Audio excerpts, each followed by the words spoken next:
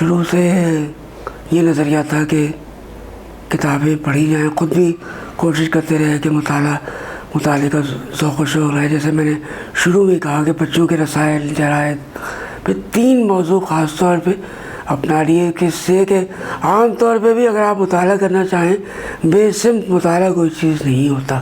جیسے کہ کھانے پینے پہ آئیں کہ ہر چیز کھانی شروع کرتے ہیں تو آپ کی صحت خراب ہوتی ہے، ایسے ہی مطالعہ بھی جو ہے کوئی اس کی منزل ہی نہ ہو تو بنیادی طور پہ تو مطالعہ وہی ہے جو آپ کو یہ بتایا کہ آپ دنیا میں کیوں آئیں، آپ کا مقصد حیات کیا ہے. اور مطالعے کا تعین وہی کرے گا جس نے ہمیں پیدا کیا ہے کہ ہمیں کیا مطالعہ کرنا چاہیے. پہلے انسان پیغمبر تھے، اس کے بعد آسمانی کتابیں آتی رہیں اور یہ بتایا جاتا رہا کہ زندگی کیسے گزارنی ہے.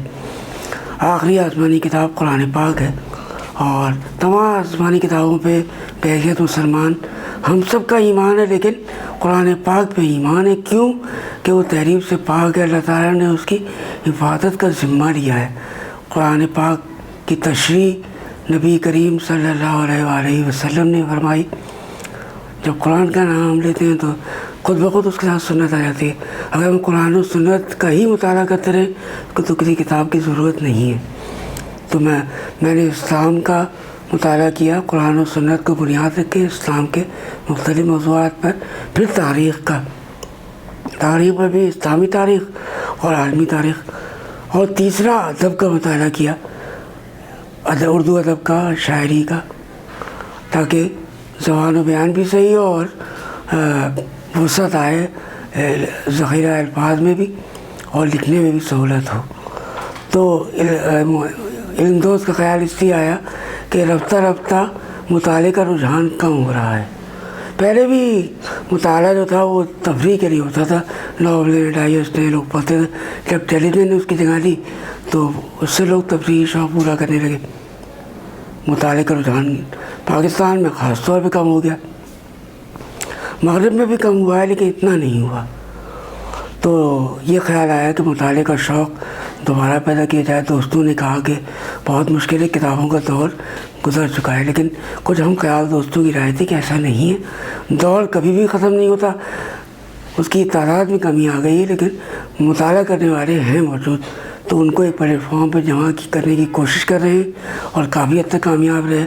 پورے ملک میں اس کو خیر مقدم کیا گیا، دنیا کے مختلف حصوں میں کیا گیا.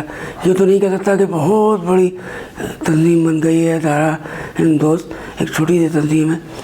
تو اس کا خیال اس لیے آیا کہ مطالعے کو فروغ دیا جائے، اور صرف خاص طور پہ کاغذ کتابوں کا، اور اس کے ساتھ ساتھ ای بکس کا یا PDF کتابوں کا.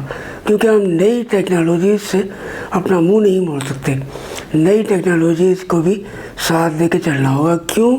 اس لیے کہ عموماً 2-3 خامیاں ہیں کاغذ کتابوں میں. ایک تو مہنگی بہت ہیں، پھر نایاب اور نادر کتابیں دستیاب نہیں ہیں، جبکہ PDF کتابوں تک رسائی سب کی ہے. جیسا کہ ہم نے اپنا علم دوست فیس بک پہ گروپ بھی بنایا، پیج بھی بنایا، یوٹیوب پہ چینل بنایا، پھر ٹیلی گرام پہ جب گروپ بنایا تو اس میں مختصر عرصے میں اس میں 26,000 کتابیں موجود ہیں. جس کتاب کو چاہیں آپ پڑھ سکتے ہیں، اور آسان ہوتا ہے کہ موبائل پہ آپ لیٹ کے بیٹھ کے پڑھ سکتے ہیں، سفر میں پڑھ سکتے ہیں. تو اس لحاظ سے اس کا بھی جاری ہے، اس کے پروگرام ہوتے رہتے ہیں. اور کرونا نے متاثر کیا تھا ہمارے اس کام کو. اللہ کا شکر ہے یہ کام جاری ہے اور ساری انشاءاللہ جاری رہے گا. علم دوست کے ساتھ شامل ہونے اور اس سے استفادہ کرنے کا کیا طریقہ کار ہے؟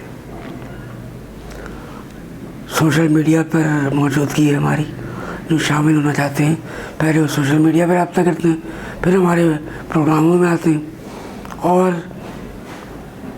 آسان ترین طریقہ ہے چند بنیادی اپنی معلومات دے کر رکن بن جاتے ہیں اور ساتھ کام کرتے ہیں.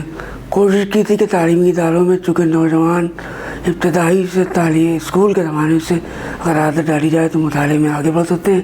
تو وہی میں نے جیسے پہلے عرض کیا، کرونا کی وجہ سے یہ مسئلہ دب گیا تھا. اب تعلیمی اداروں میں جا کے شروع کریں گے اور رابطہ کرنا بہت آسان ہو گیا ہے سوشل میڈیا کے ذریعے.